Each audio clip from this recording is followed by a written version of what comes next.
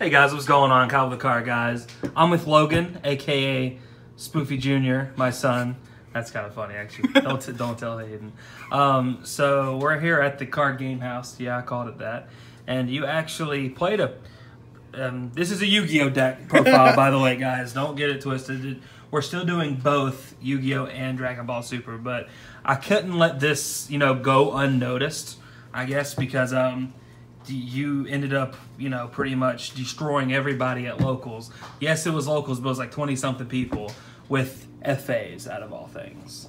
What the fuck you doing playing FAs? I already have my invite, and I was tired of playing my frog deck. I've played it since Match Rule 4 was announced, so I've been playing stupid decks lately. I mean, apparently you destroyed. What were your matchups during the tournament?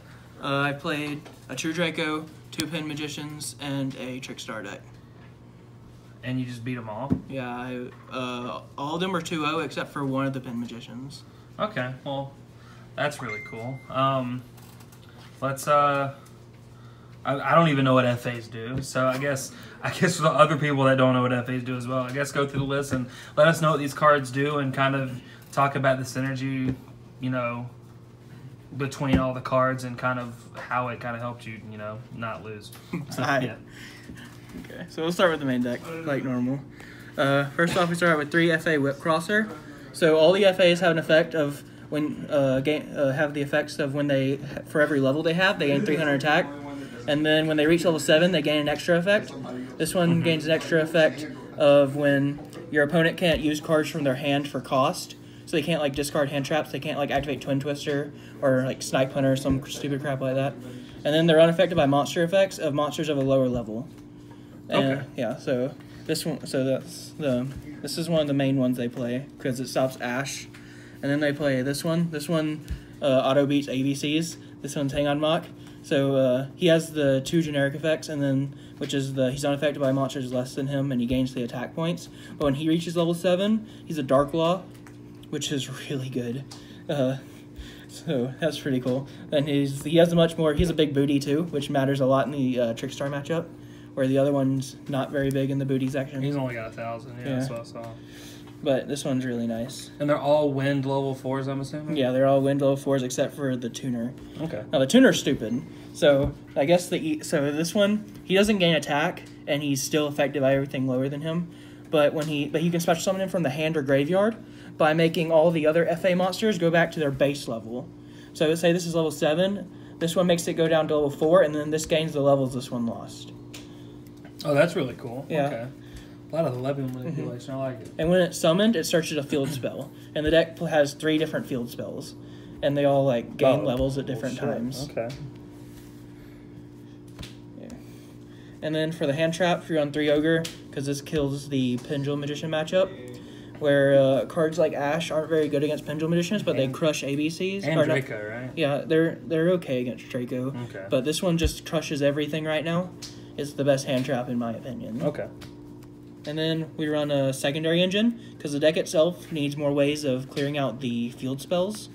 So I'm running an Ancient Gear engine. There's 2 different engines you can play. You can either play this one or the Zoos. And I guess after we go through everything, I'll explain why I chose this one over the Zoo engine. Then we play 3 of the best field spell. What does this do? So it gives all FA monsters 2 levels during the main phase and the battle phase. And they can't be targeted by card effects. And all the FA field spells have an effect of when they're destroyed and sent to the graveyard, you get a search an FA card. That's really cool. Okay. Yeah. And then this is the second best one, because this one does the same thing when it's destroyed, and then it has another effect. And this one only gives 2 levels during the main phase, which is why it's not as good as the other one, but it's still good. And this one has a this one, instead of not being able to target, it has a draw effect that never goes off, but it's still there. That never goes off. Yeah, so that's okay. And then we have the really bad one. We just play this one for the name because they're all searchable, and there's a bunch of ways to get field spells. And this one, the reason it's bad is because it only gives the levels during the battle phase when you're supposed to be comboing off during the main phase. So it's not that good, but you need it for the name. And then we played 3 more copies of the field spells because this card's Because super, why not? yeah. That's like the best spell. If you don't open the field spell, you lose. And it's time to get to the part that wins you every game, the quick play spells. So no one reads these cards. They just assume, so like this one, you target a card in your field, and then on resolution, you change that FA monster's battle position, and then you can destroy an opponent's monster non-targeting, which is kind of cool. And then they have a battle effect. You can use each effect once per turn, but you can't use the graveyard effect the turn it was sent. And the graveyard effect is you can banish it to pop a card in your field and special summon FA from deck. So that's pretty cool. Yeah. So this is the one no one reads. So I'll like add this off the field spell, and they're like, okay. And then I'll activate it, and they're like, what does that do? I'm like, you didn't play around this. So I win. And then we have this card. This is good Goblin housekeeping, but in spell form. So when you activate this, you choose an FA monster on your field, and then it loses 2 levels. But then you draw a card for every copy of FA Pit Stop in the graveyard, +1. And then that's really cool. And then when it's in the graveyard, except for the turn it was sent there, you can banish it to reborn an FA card from your graveyard. So these two spell cards really good. they're all really cool.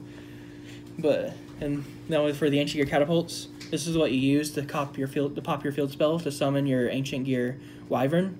And then Ancient Gear Wyvern searches another copy of this to set up for later in case they like clear your board. So that's pretty cool.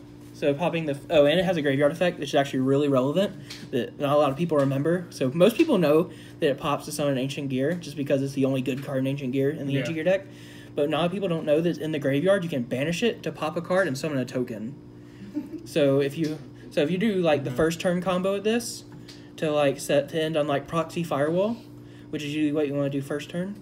You can, next turn, if they don't kill it and you didn't have to use your Firewall bounce, you can banish this to summon a token and use the token to go into Link Spider, and it's pointing down on Firewall, and it gives it an extra point. That's kind of cool. That's nifty. That came up once, I think. Then we have one Foolish Burial of Goods. Since this is pretty cool to set up the FA cards in Grave, but of course, since the FAs can't be used to turn they're sent, it's a little slow, but it was necessary enough to play the one copy of. It was pretty much the 40th card. And then for the power spells, we played one Monster Reborn because it's godly. One Soul Charge because if you open this your first turn, you just win. We played one Desires because I drew it enough to where I didn't really want to play 2. And if I banished too many pit stops, I auto-lost. So that's understandable. Pit Stop seems like it might be the best spell in the deck, like quick play. Yeah, so I didn't want to banish those, and then if I banish my recovery spells, I just lost if I didn't win off turn 3, which the deck usually did. And then I just played the Upstart because, you can put in second Desires instead of the Upstart, but personally I just wanted to play this. Yeah. It was working. And then my meta call in me told me to play this card. So I main decked the Unending Nightmare, and my main reason for playing this is because you can use this to pop your own field spells too, because you can pop your own face-up cards with this. You can, yeah. So you can, first of all, it just kills True Draco and it kills Pendulums, and you can use it to pop your own field spells to get searches. So it's kind of cool. It auto wins some matchups. Okay. What about the extra deck? We don't have to worry about the side deck. Cool. Just the extra deck. It was pretty trash anyway. Okay. First off, we got the 5 tokens. We have the nice non-hollow Ojama Yellow because I'm a pleb. We have the shout-outs to Blair Hunter of the Card Guys. And then we have Ojama Green. We have Ojama Blue. Shout out to Blake. Yeah, shout out to Blake. This one, shout-outs to Hayden for winning me that one. And then a shout-out to Ojama Red, the only one I actually had to buy. Okay, and then for the extra, we played 2 Link Spiders. It didn't come up as much as I thought it would, but I had the room, and I'd probably end up cutting one of these for maybe another synchro. But other than that, it was really good. Underclock Taker, this card's stupid. It gets over everything. So it's like whatever it points to, you can just like make a monster lose his attack. This card was only because of the 2 points and for the combo. So this could literally just be a normal monster for the combo, which I guess I'll go over that after this. But the combo is really stupid, and it can end you on some pretty nut combos, some pretty nut fields. And then Proxy for the combo. Decode, because it's a really good link, I guess. It was okay. Firewall, this card's stupid. It's at 1 for a reason. And Boil Load, because the card's, in my opinion, probably the second best link in the game besides like Saryuja. And then the nuts card of the deck is Tomahawk. I'm sure everyone knows what this does, but just in case you don't, you can detach 2 to fill up your main monster zone with tokens. So Master Rule 4 made this card so stupid because now it's in the extract monster zone, so you get 5 tokens. You can do some nuts things with it. And then Ancient Fairy, because a bunch of field spells makes sense. Yeah, and you can easily go into that. Okay, that makes sense. Yeah, especially with the tuner of the deck, changing levels. And then we have this guy. He's just an Armades, and he's a Colossal Fighter put into 1, except he's only when he's destroyed by card effects. So there's not really, and the only reason like we play it is because there's not any other like really good level 7 synchros. Like there's like Zeta, but that card's not very good. Yeah. And then you don't need a second Ancient Fairy, so I just play this. Maybe one day we'll get a good level 7. And then we have 1 Stardust and 1 Omega. Now, I think you only need 1 Omega. A lot of people say you need 2. I never saw 2 come up, so I played this Stardust instead. Okay. But this is really good with your quick play spells because you can put back Test Run and put back. He can. Okay. You can put back the other ones. Because like if it allows you to use your Pit Stop Scrape effect, because normally you don't want to, because you want it in the graveyard so you can draw more cards. Because drawing cards in this game is winning. I guess any game is winning. So like you can use this graveyard effect as special, and then during standby phase you can just put it back, which is pretty cool. Okay. And then 2 of their ace.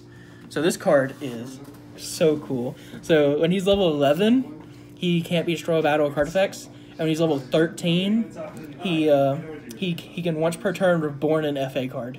That's really cool. Yeah, and then he gains levels when FA spells are active or their effects are activated. Now, what does FA even stand for?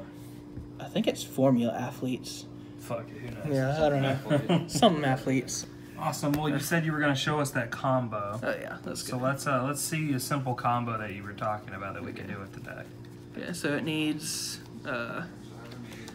it's a 2-card combo. It's 2 cards. Yeah, it's 2 cards. That's actually kind of cool. That's only 2 cards, and you can do all Where's this the with it. field spell?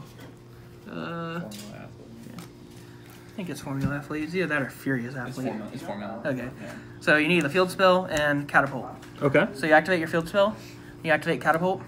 Catapult blows up the field spell and summons this. And this searches another copy of itself.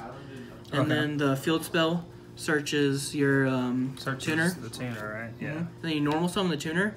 The tuner's effect activates and searches another field spell, a different one than whatever you started with. You can start with any of them, by the way, any of the 3 field spells. And then you activate the field spell. The field spell increases Auto Navigator to level 3. So you sync with these 2. And you make... What, Ancient Fairy? Yeah, Ancient Fairy. Yeah. And then Ancient Fairy pops the field spell. And you go into... You add the... either one that... Any of the 2 good ones. So any of the ones you played 3 of. So I usually go back to whichever one I started with. So you get the field spell. And then the field spell searches again and searches an FA monster. I usually grab Hang On Mock. And then you use Ancient Fairy to special summon the Hang On Mock. And then you can activate the field spell. Hang On Mock's effect gives him a level, and the FA Grand Prix gives him a level. So he's level 7. You can exceed summon into your Tomahawk.